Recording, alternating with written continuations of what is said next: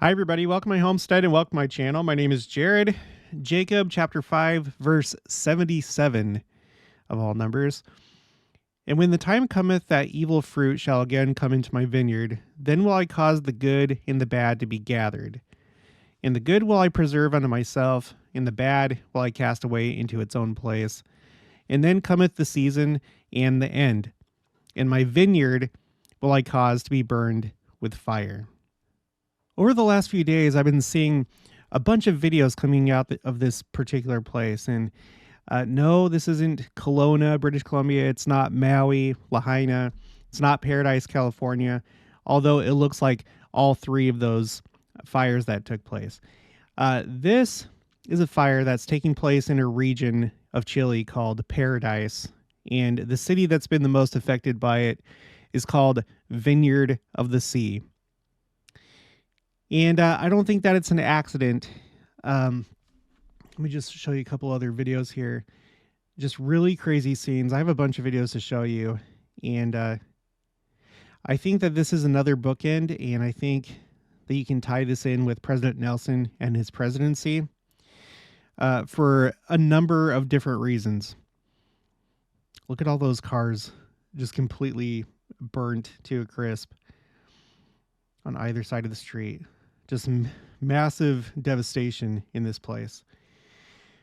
So, as you may or may not know, I've noticed a bunch of what I call bookends to President Nelson's presidency, meaning that there was something that happened around the time that he became president of the church, and something very similar that's happened recently. And sometimes there's just like the two events. Sometimes there's something that's in the middle that kind of matches those other two things.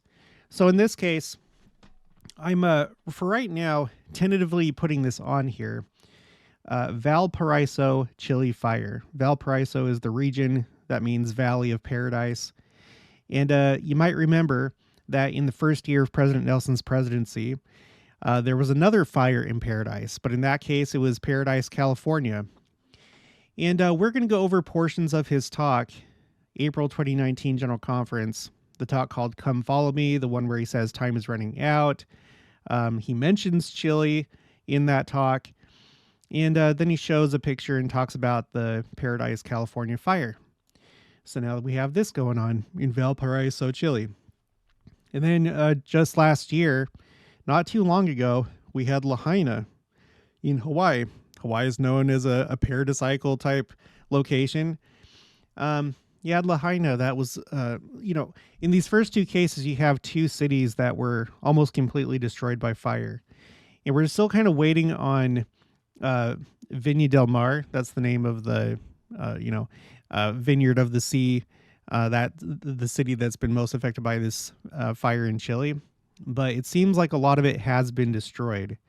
But it's probably going to be a few days until we know more.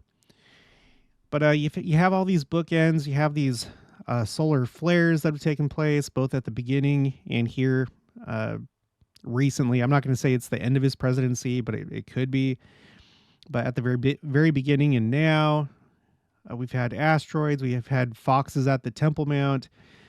We've had these really interesting blue moons that are associated with not just being a blue moon, but also super moons. And the first one that happened was also a lunar eclipse at the same time. We have a bunch of different things. The eclipses, the one in 2017, just a few months before he became president of the church, and then the one that's coming up in April. There's a bunch of different, there's a bunch of different bookends. Okay. And this just seems to be the latest one. It's so weird. Paradise, California, and then Valparaiso, Chile. So this first came on my radar from X, but I didn't really, at the time, I didn't really think a whole lot about it. I knew that there were really bad wildfires in Chile, but then I got this email from Sturkey family. Maui-style fires destroy Valparaiso, Chile.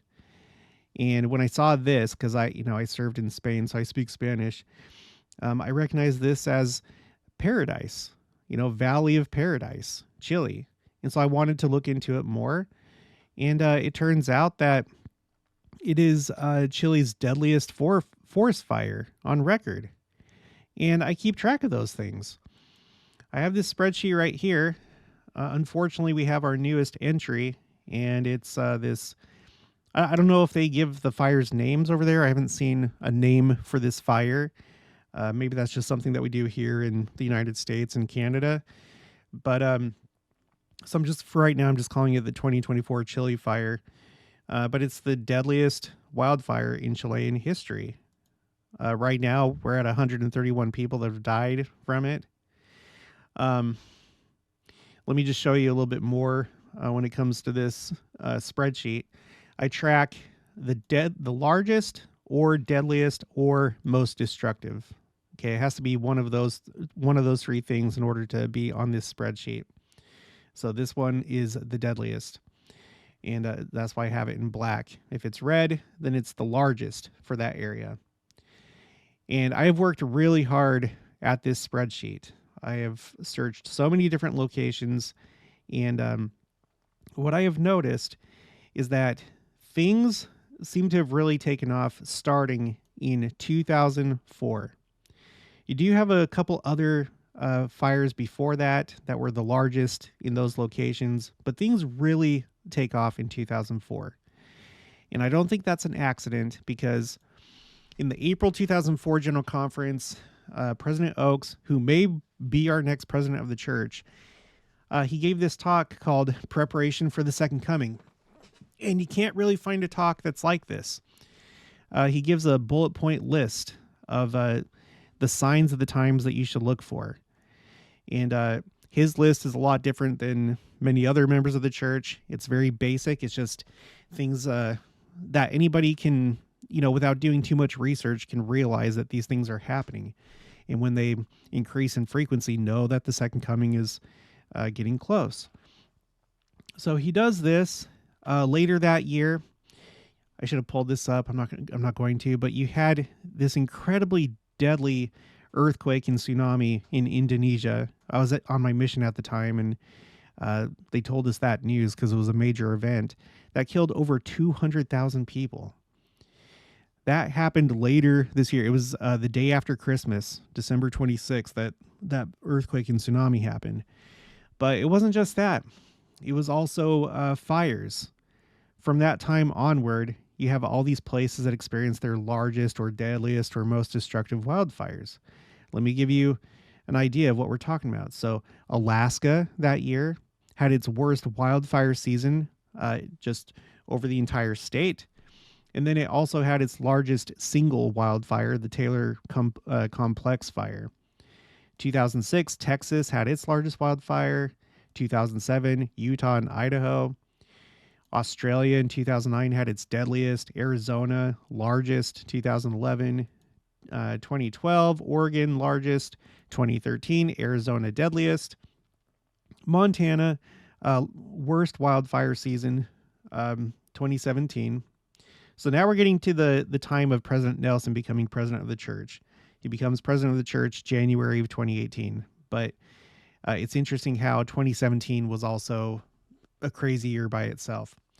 And then in the research for this video, I found out that Chile's largest single wildfire was in 2017 with 1.4 million acres burned.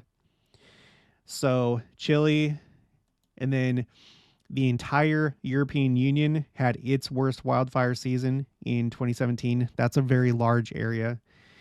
Okay.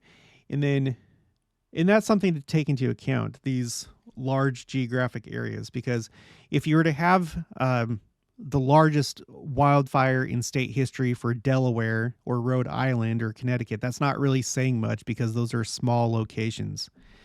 But larger areas, larger countries and states can have much, much, much larger wildfires. So it's really saying something if Russia or Canada or Alaska or whatever has its worst wildfire season or largest wildfire, because they're much bigger.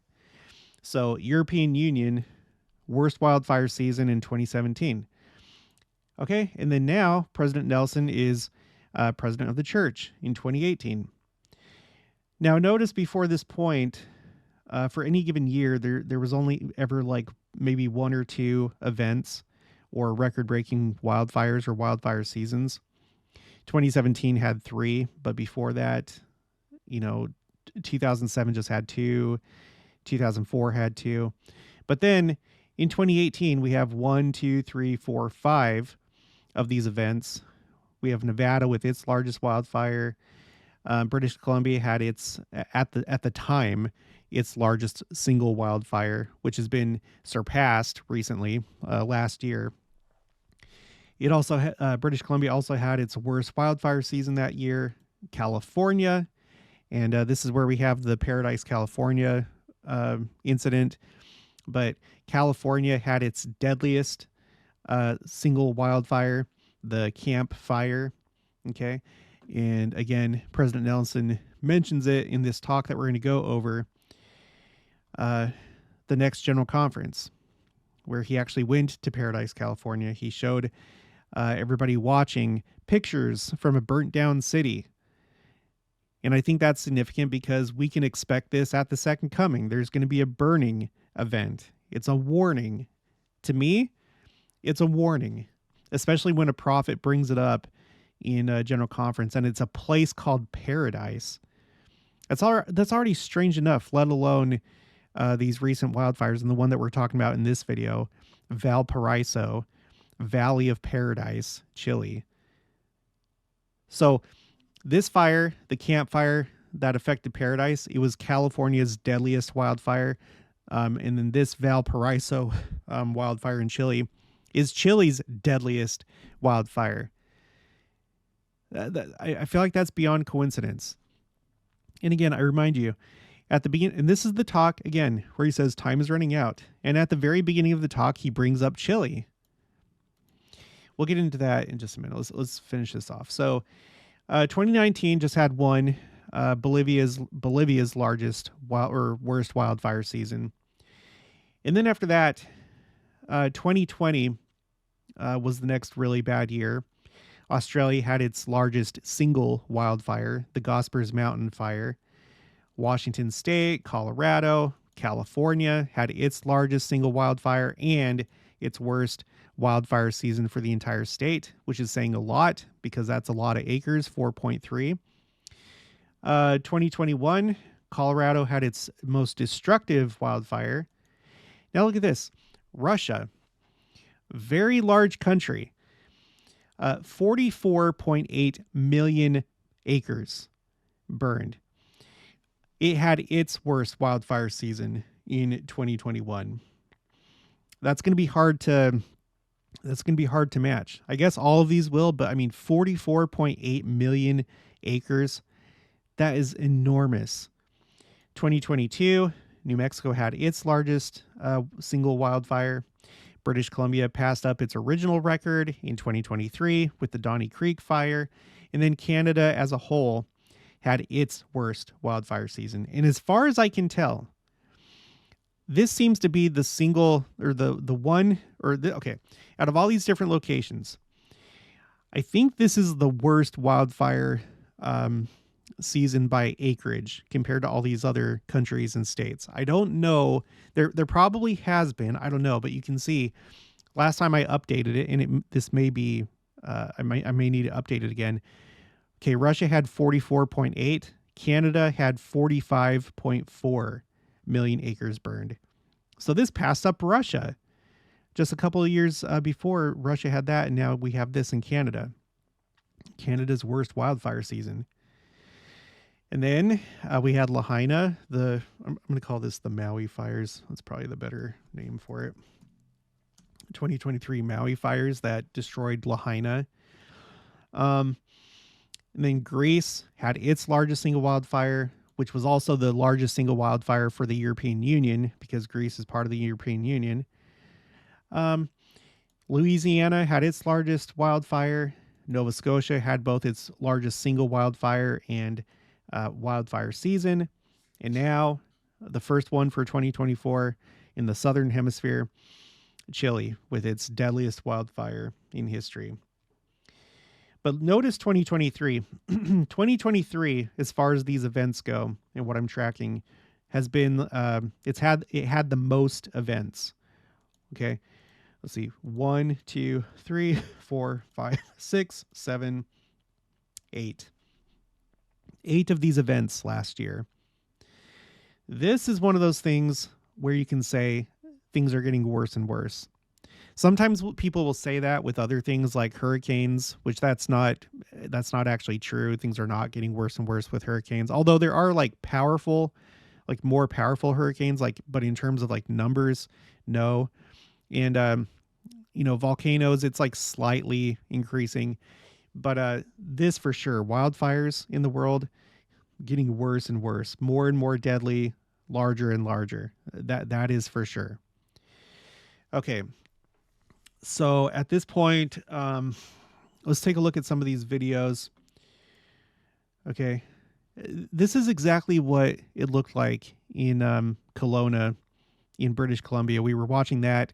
Kelowna and West Kelowna were in real danger, and there were a lot of structures that were destroyed, but we were worried that the entire city might be destroyed. Again, just recently, before that, Lahaina was destroyed. Here's a crazy scene here. And by the way, if you want to like see these again, or if you're on X, I'm going to repost these, and you can repost them on your account if you like. Let's see. Yeah, look at this. We just saw this in Lahaina. All these burnt cars, just completely destroyed. It looks like the end of days. It is the end of days. It looks like what they call the apocalypse, which I always think that's kind of funny because apocalypse just means revelation, but I guess it makes sense. It looks like the book of what's described in the book of Revelation. It's apocalyptic. Gosh, it's crazy. This one, it's a bus that's trying to make its way through the fires. You have a bunch of cars in front of it. You do not want to be in that situation. And because they're in this situation, I can only assume that the fires moved really quickly. I don't know how else it would be like this, or you're in a location where it's like there's only a couple ways out. You knew that the fires were coming, but then it's like, oh shoot, it's time to go. But then, well, I guess that would also be the fires moving fast. I don't know, but this is really scary. Here you can see it on Zoom Earth. You see the smoke coming up from this area. Relatively speaking, it's not too far from Santiago, but it is a different region than Santiago. Okay, we got this one. Chile on fire. Another Maui. Yeah, it looks like it.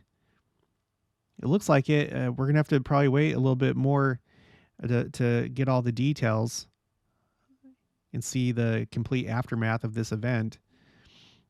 But oh my gosh, look at that. Like these are cars that clearly these were cars that were going somewhere and people had to like get out and run away or something. I don't know. I don't know. Devastating scenes from Chile this morning. Fires continue to burn with more evacuations. Okay, it doesn't really say anything about this particular picture, but that is pretty scary that they had to just abandon their cars, and hopefully nobody were in those cars. Here's another one. People driving by the mountains here. Mountains on fire. Firefighters. This is in Viña del Mar, or Vineyard of the Sea. Again, a place called Vineyard of the Sea being burned with fire. Oh my gosh. Daytime, you see the mountains on fire at like a bus station or something. Firefighters from the 5th region of Chile realize that there are people trapped inside civilian vehicles that are burning while they're passing through one of the forest fires. Oh my gosh. Again, I always say it may not be happening to you. You may be safe where you are for the moment, but that doesn't mean that large events, cinematic scenes, apocalyptic things aren't happening to other people. These kind of destructions and scenes aren't just for the Latter-day Saints. In fact, we have the assurance that the Lord is going to protect his people. Not to say that we're going to entirely escape it, but you know, if you're living righteously, I wouldn't be surprised that you're not experiencing these things. And you should be prepared. It's not a guarantee that you won't, but you probably shouldn't be surprised. And that's not necessarily a commentary on any of these people or judgment, but I think you know what I'm saying. It looks like these people are either on a train or a bus.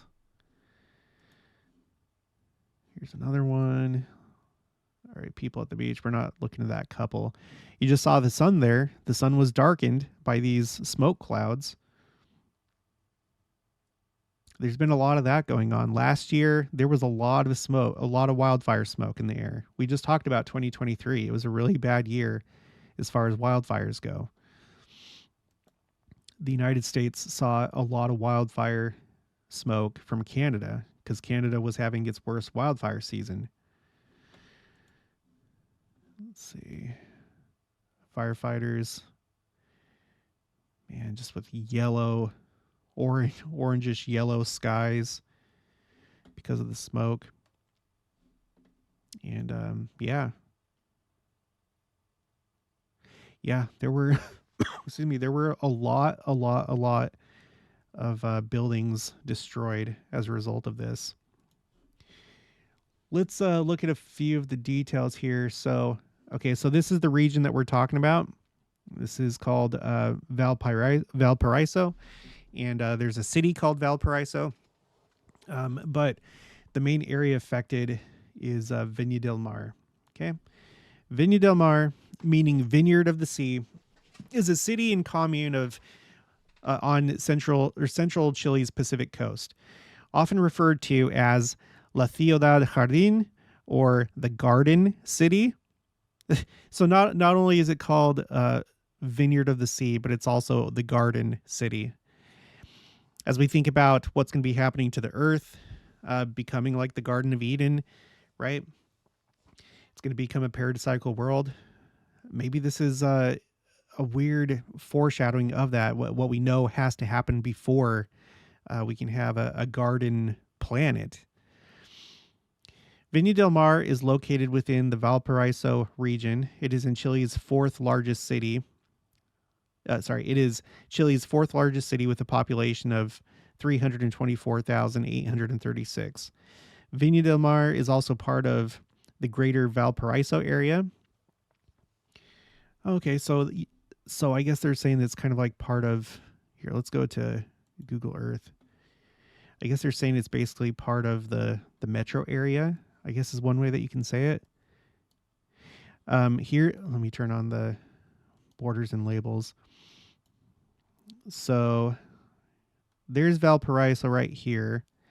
And then here is Viña del Mar over here. So yeah, you can see that this whole kind of like coastal area right here, this like bay type thing, is pretty well populated and all connected.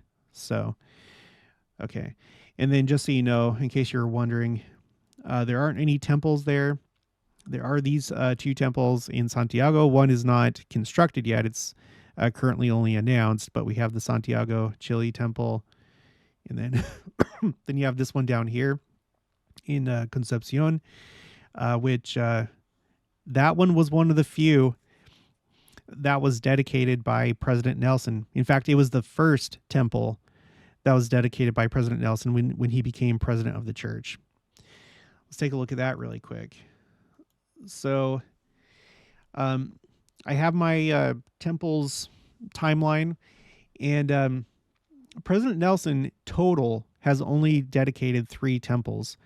The first one was when President Monson was president of the church, and President Nelson was president of the Quorum of the 12 Apostles. He dedicated the Sapporo, Japan temple. But then when he became president of the church, he dedicated the Concepcion, Chile temple. And then the only other one that he's dedicated as president of the church was the Rome, Italy temple. So that's interesting to think about. Out of only 3 temples, one of them was in Chile. And now here we are in Chile, and we have this fire going on in the Valley of Paradise and Vineyard of the Sea and the Garden City. Like, seriously. It's just insane. Here you get like a better idea of where the fire actually is, right? We're on arcgis.com, U.S. wildfire activity web map. But you can see hot spots around the world, not just in the United States. And so here are the areas. There's Valparaiso, the city, and then Viña del Mar right here, which I guess would extend to over here where you see these red dots. Okay. So anyway, yeah, Vineyard of the Sea in Garden City. And then just so you can see with your own eyes, Valparaiso, Val, short for Vale or Valley, Paraiso, Paradise. Okay. And then for the region that this is taking place in, the Valparaiso region is one of Chile's 16 first order administrative divisions. The country's second highest population of 1.79 million as of 2017 and fourth smallest area. Okay, whatever. The region is Chile's second most densely populated after Santiago metropolitan region to the southeast. So for them, this is essentially their Los Angeles, right? If New York is the largest metro area, Los Angeles is second. And so that's how big of a deal this is. You know, if you want to compare it to the United States, it's a big deal. And I don't think we know the full extent of it yet. Okay. Fox weather, devastation seen from space of Chile's deadliest fire on record, Valparaiso, Chile. Only satellite images can show the sheer scope of the destruction caused by wildfires across coastal Chile. So far, fires have burned more than 71,000 acres since February 4th, according to the UN's relief web. And let's look really quick. What was it for Chile's largest fire back in 2017? It was 1.4 million, and this one is only 71,000. So anyway, let's go back. Almost 30,000 of those are in the coastal resort city of Viña del Mar. Again, it's so interesting how we just had Lahaina that burned, and it is also, a coastal resort city, or, I mean, almost all cities there are like coastal, but it's a small island. But anyway, it's just a similarity between Lahaina and this. It's weird. Crowded with visitors during a summer heat wave. So far this season, the country has lost 128,892 acres to fire, according to the International Federation of the Red Cross. Let's see. Natural color and color infrared overview of wildfire burned areas. Crazy. UN, Chile's deadliest forest fire on record. The United Nations reported that 122 people have died and 200 others are still missing. However, the Associated Press lists 131 deaths and more than 300 still missing. Over 40,000 people have lost their homes or been impacted by the fire, with 31,000 of them in Viña del Mar. And let me look at Lahaina again. Let's see. Lahaina, Wikipedia. Let's go to that and look at the population. Excuse me. So population was 12.7 thousand.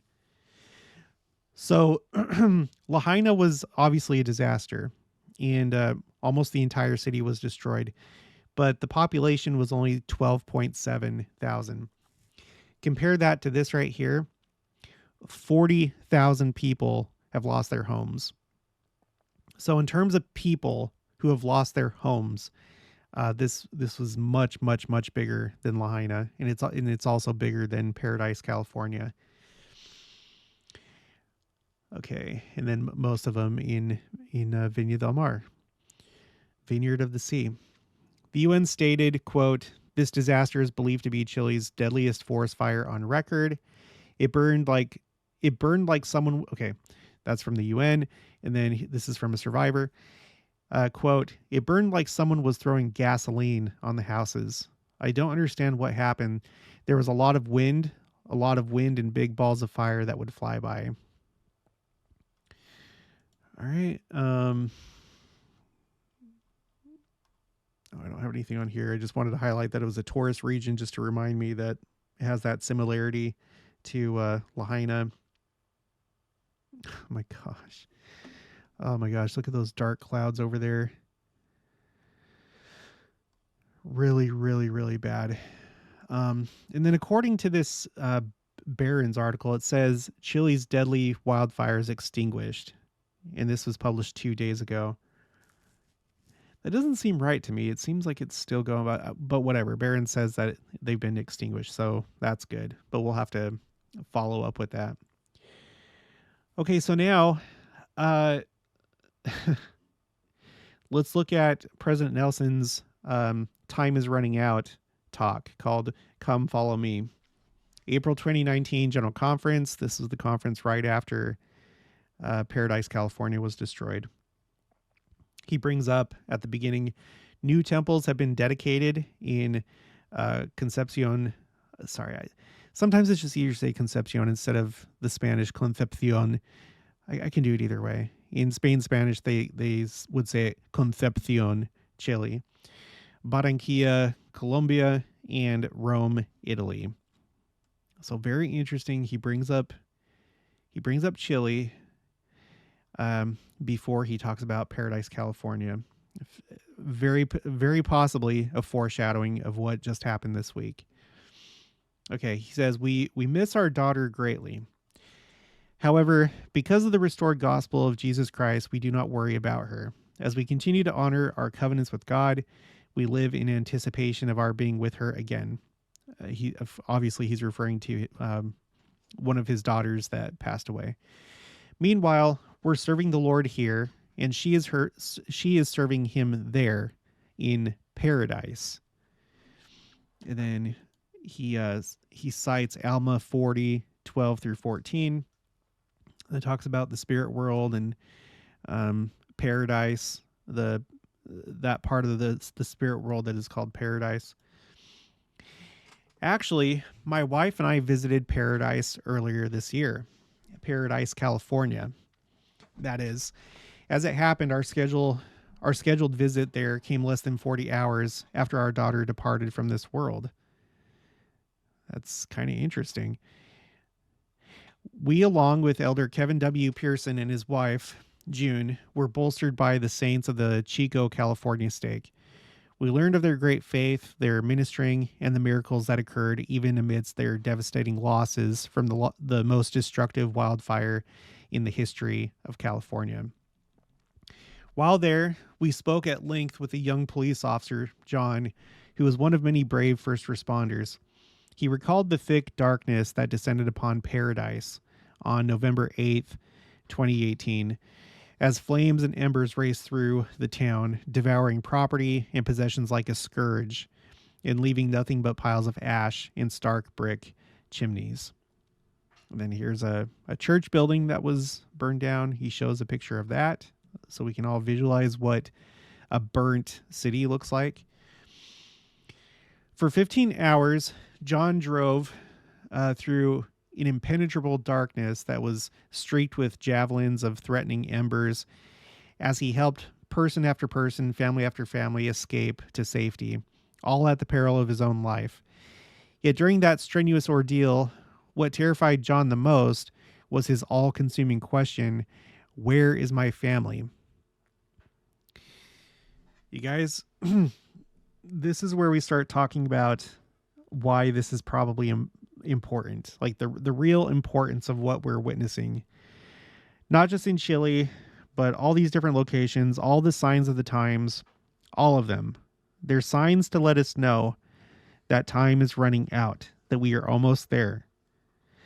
And all of us, I guarantee all of us, have people in our families or friends or acquaintances that are not going to be there after the second coming. Even though they can, fit in with society, they can do good things, they're living a telestial lifestyle. And we need to do our best right now, right, to help them come to Christ, because Christ can forgive them. They can repent. As far as we know right now, there is still time. We don't know when that day of burning is going to happen, but we basically need to do two things. Okay, what we need to do is we need to be there for them right now. Of course, we can't judge. We don't ultimately know how people are going to be judged, but you can get some sense of where somebody is in their life. For example, my brother has left the church. He's a biological male, but he's doing the transgender thing. He does drugs. He does, all the things that are contrary to the gospel. So I have hope that something will change in his life. I have hope. But at the same time, I don't expect to see him after the burning happens. And I think that's a very important thing, because if you don't accept that reality or that potential reality, it's probably going to be even harder for you once it actually happens. We know that they're going to go to the spirit world. We know that eventually they'll be resurrected. And even in the lowest glory, it's going to be a much better place than what we have now. But what we want is for them to have what we have and to inherit the celestial kingdom and achieve exaltation. So I hope and I try and I love and do whatever I can to help them come back. But I also do not expect that it's going to happen. And I feel like I'm pretty well prepared. Probably not all the way. Like, how could you be all the way prepared? But I feel like I'm as prepared as I can be for what I think is most likely going to happen. In other words, still having a heart, but not being in like a delusional state, because sometimes people do that. There's a truth, there's a reality that's too hard to accept. And so you basically just pretend like it doesn't exist, or you try and explain it away. And that is not good for you. We need to be living in truth, in reality, because if you're not, you're living in a fantasy. You're living it. You're being delusional. So President Nelson is very, very, very kindly helping to remind us of what's about to happen, and that we should do everything that we can. First, for ourselves, we have to make sure that we are, on the right path. And then after that, think about our family and friends and the people that you love, and don't just do nothing. It doesn't mean that we have to try and like force them onto the covenant path, but, contact them, be their friend, love them, support them, just do whatever you can. Minister to those that you love. So let's keep that in mind as we continue with this talk. So his all-consuming question, where is my family? After many long, and again, sorry, we don't want to be in this situation or like not know, like when we get to the other side of the second coming, where is my family? If there's people that are not there in the resurrection, or they are not there because of what just happened at the second coming, then just understand, like, just be prepared for that. Okay, after many long, terrifying hours of anguish, he finally learned of their safe evacuation. The account of John's concern for his family has prompted me to speak today with those of you who may ask, when approaching the end of your mortal life, where is my family? In that coming day, when you will complete your mortal probation and enter the spirit world, you'll be brought face to face with that heart-wrenching question: where is my family? The spirit in each of us naturally yearns for family love to last forever. Love songs perpetuate a false hope that love is all you need if you want to be together forever. You guys, I brought it up a few times on the channel, and I think there's people that struggle with this, and I know that it's hard because you have a heart and you love. President Nelson just said, love songs perpetuate a false hope that love is all you need if you want to be together forever. And some erroneously believe that the resurrection of Jesus Christ provides a promise that all people will be with their loved ones after death. Again, he is very kindly trying to bring us back down to reality, if we're not already there, to understand this life and how things work and how the judgment works and how the resurrection works. And we need to take it seriously. It's not just like all fun and games. There are consequences to how we live. Continuing, in truth, the Savior himself has made it abundantly clear that while his resurrection assures that every person who ever lived will indeed be resurrected and live forever, much more is required if we want to have the high privilege of exaltation. Salvation is an individual matter, but exaltation is a family matter. That's the only place where families exist after this life, is if you achieve exaltation.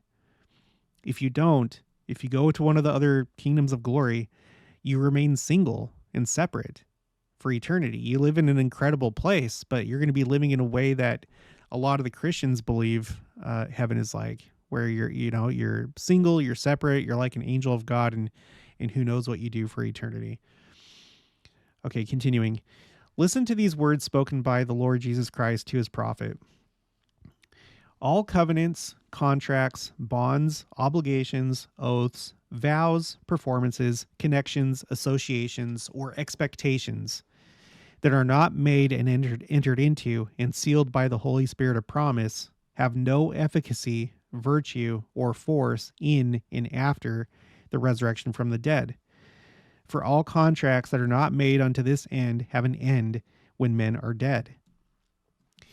So, what is required for a family to be exalted forever? We qualify for that privilege by making covenants with God, keeping those covenants, and receiving essential ordinances.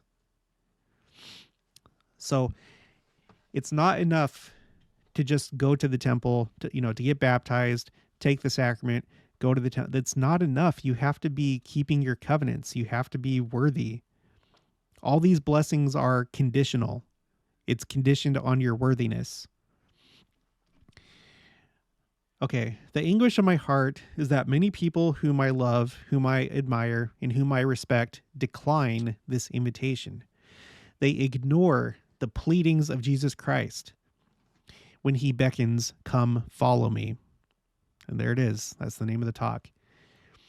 Come follow me, because if you want to remain with your family, you and them need to become a celestial family, be worthy of exaltation. Continuing, I understand why God weeps. I also weep for such friends and relatives. They are wonderful men and women, devoted to their family and civic responsibilities. They give generously of their time, energy, and resources, and the world is better for their efforts. But they have chosen not to make covenants with God. They have not received the ordinances that will exalt them with their families and bind them together forever. They need to understand that while there is a place for them hereafter, with wonderful men and women who also chose not to make covenants with God, that is not the place where families will be reunited and be given the privilege to live and progress forever. That is not the kingdom where they will experience the fullness of joy, of never-ending progression and happiness. Those consummate blessings can come only by living in exalted sorry can come only by living in an exalted celestial realm with God, our eternal Father, his Son Jesus Christ, and our wonderful, worthy, and qualified family members. Worthy and qualified. I feel to say to my reticent friends, in this life you have never settled for second best in anything, yet as you resist fully embracing the restored gospel of Jesus Christ, you are choosing to settle for second best. The Savior said, "In my Father's house are many mansions." However, as you choose not to make covenants with God, you are settling for a most meager roof over your head throughout all eternity. I would further entreat my reticent friends by saying, pour out your heart to God, ask Him if these things are true, make time to study His words, really study. If you truly love your family, and if you desire to be exalted with them throughout eternity, pay the price now through serious study and fervent prayer to know these eternal truths and then abide by them. If you're not sure you believe in God, start there. Understand that in the absence of experiences with God, one can doubt the existence of God. So put yourself in a position to begin having experiences with Him.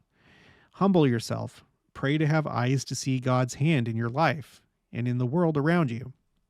Ask Him to tell you if He is really there. If He knows you, ask Him how He feels about you, and then listen. And you guys, just really quick, when it comes to signs of the times, there's always the people that mock and ridicule and explain everything away. And that makes perfect sense for a person that doesn't have personal signs in their own life. You know, things having to do with their individual personal life. If you're somebody that prays and you're constantly praying and receiving personal revelation and you're letting the Lord guide you in your life, then it's not going to surprise you when you see bigger signs that are for the rest of the world, because they're similar to the signs that you receive in your personal life. And so you realize that it's not silly, because the signs that you receive in your life through personal revelation, the signs that you receive in your life through personal revelation guide you, and you can look back on those experiences and know, yeah, those things actually guided me to where I am today, and I know that this was a better path than others that I could have took. And so I don't know. That's just how it is for me anyway. You know, ever since college, really, well, my whole life, but really when I got married and when we first started receiving signs to start our family, it went against conventional wisdom. You know, there's a lot of people that would have been like, no, you need to finish college first. And then after that, once you have a house and a pool and you have all the things, then you can start your family. But that's not what the Lord told me. We started once we, once we received the promptings, and it wasn't just promptings, it was also signs. And ever since that time, whether it had to do with having more children or taking different jobs or moving different places, it's always been the same thing. And it's brought me to an incredible place. And if I were to go back and give myself any advice, I wouldn't. My advice would be like, yeah, listen to the promptings and listen to this and watch for the signs and follow those promptings and signs. So if you're one that tends to be like, oh, that's just coincidence, or, oh, that doesn't mean anything, you might want to examine yourself and see if you receive personal revelation on a personal level. Like, are you being led by the Lord? Because again, it matches with the signs that we talk about on this channel. There's a match between the type of signs for the world and signs in your personal life. It's like it's the same type of thing. All right. Anyway, continuing. Humble yourself. Pray to have eyes to see God's hand in your life. Okay, we already read all that. One such dear friend excuse me, of mine had limited experiences with God, but he longed to be with his departed wife. Okay? This is serious. He longed to be with his departed wife. So he asked me to help him. I encouraged him to meet with our missionaries in order to understand the doctrine of Christ and learn of gospel covenants, ordinances, and blessings. That he did, but he felt the course they advised would require him to make too many changes in his life. He said, "Those commandments and covenants are just too difficult for me. Also, I can't possibly pay tithing, and I don't have time to serve in the church." Then he asked me, "Once I die, please do the necessary temple work for my wife and me so that we can be together again." Thankfully, I am not this man's judge, but I do question the efficacy of proxy temple work for a man who had the opportunity to be baptized in this life, to be ordained to the priesthood, and receive temple blessings while here in mortality, but who made the conscious decision to reject that course. You guys, it's no joke. Bruce R. McConkie essentially did the same thing. I think President Nelson maybe drew inspiration from a talk that Bruce R. McConkie gave, where he gave like the same situation, but Bruce R. McConkie just flat out said it's not going to do anything for him. It's not. He had the chance here. President Nelson talks in a softer way. You know, we're living in a different time where people are more sensitive, but it doesn't change the truth. Now, this is the part right here. This is after talking about Chile and Paradise, California being burnt down. Like in this talk, him talking about the Concepcion Chile temple, and then showing a burnt down Paradise, California, and talking about being with family, and all this against the backdrop of these last days and his presidency, and how we know that the second coming is really close. I don't think that he's just talking about mortality. Like if you die of old age, there's going to be this big event that happens at the second coming. If you're living a telestial life, you're not going to remain. If you're listening and you know that you're living a telestial life, you need to fix that situation, and you need to do it as soon as possible. Like you don't have all the time in the world to make these changes, especially when we're seeing all these signs. I would hurry it up if I were you. President Nelson, he says, "Now as president of his church, I plead with you who have distanced yourselves from the church, and with you who have not really sought to know that the Savior's church has been restored. Do the spiritual work to find out for yourselves, and please do it now. Time is running out." And you have to watch the video to see how he says that. He really means it. So you guys, this is no joke. You interpret it how you want. I interpret it this way. "And when the time cometh that evil fruit shall again come into my vineyard, then will I cause the good and the bad to be gathered, and the good will I preserve unto myself, and the bad will I cast away into its own place. And then cometh the season and the end, and my vineyard will I cause to be burned with fire." All right, that's going to be it for this one. So if you haven't already, please make sure to subscribe. Like this video if you liked it. Leave your thoughts and opinions down in the comments below. And also make sure to share it, and I'll talk to you guys later.